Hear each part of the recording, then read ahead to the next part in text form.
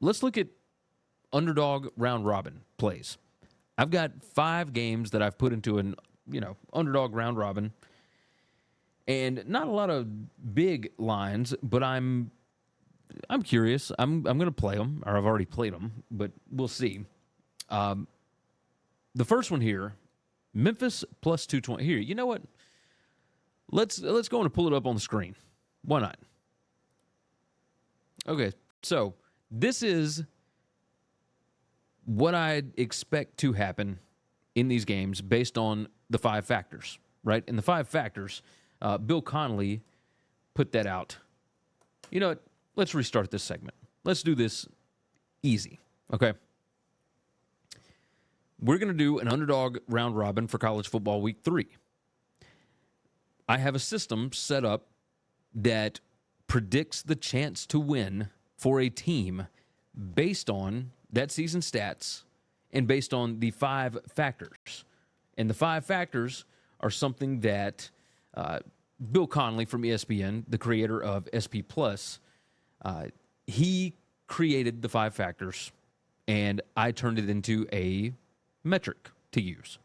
So it's basically what are the most important statistics to determine who will win a football game. Now, we've only got 3 weeks of data if you count week 0, but 2 weeks of data for most teams.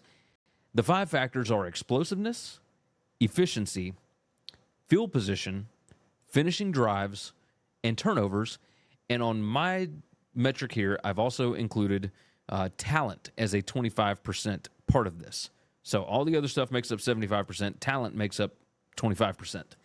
So when it comes to explosiveness, you can do yards per play, points per play, all that kind of stuff. Like, do it all together. Efficiency, success rate, third down conversions. Field position is average starting field position, FPA, whatever. Finishing drives is points per trip inside the 40, red zone scoring, etc. And then turnovers. So he measured using turnover margin, adjusted turnover margin, turnovers luck, all that kind of stuff. I just decided to go with Havoc. Who can create negative plays? And that includes interceptions, fumbles. It doesn't really mess with luck a whole lot. It's who is good at creating havoc and who is good at not letting havoc happen. So you find a metric for that as well. And then, of course, talent is based on 247, right? That's to me, that's the easiest one. I'll probably end up switching to on 3 eventually, but we'll see. We'll see what happens. So, okay. So let's look at this round robin stuff. The first game, I'm going to take Memphis. And you see here their implied odds to win, right up here. Their implied odds to win are 34.48% per the sportsbook. 5 factors has them at 66.61% chance to win the game. That includes talent as well. Florida State they have not been playing winning football whatsoever. It's not even close. So Memphis plus 220 is one leg of our parlay, our round robin. UMass plus 150. And obviously I needed to do these better, but Massachusetts is playing at Buffalo. And I don't see them on here, but I know that they're here. UMass is plus 150. Did I put UMass or did I put something else? Let's grab a different one. I'll see them here in a minute. There it is. UMass is 38.76% per the sportsbook to win outright. I've got them at 51.43% against Buffalo. So, that is one thing. Next leg. So, I like Pitt to win against Virginia, or West Virginia. They're 1.5 or 2 point dog. I think they're only plus 110. East Carolina, I like them to win over App State. East Carolina, by the way, here, 47% chance to win per the sportsbook, 69.33% based on 5 factors. So I like East Carolina in that matchup. But I'm not including those in this leg because I don't think the payout is big enough. Hawaii at Sam Houston. Hawaii is 38.76% to win based on implied odds from the sportsbook, implied probability.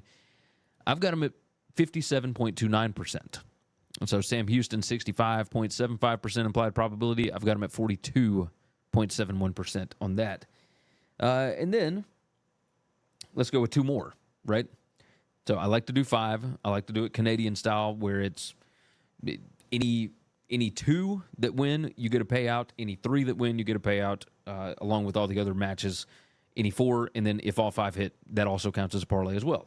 So you put like $5 down for 31 bets, and you can end up making $160 some odd or something like that. So this is lottery ticket kind of stuff, right? All right, TCU against UCF.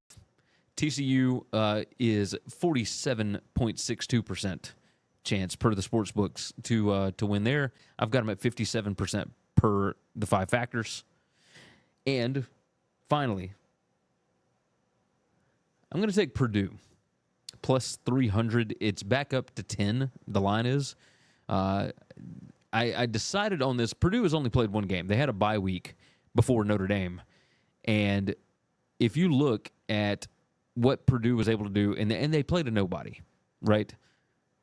So if you played a nobody, it is what it is. 19% chance for Purdue to win outright per the sports books.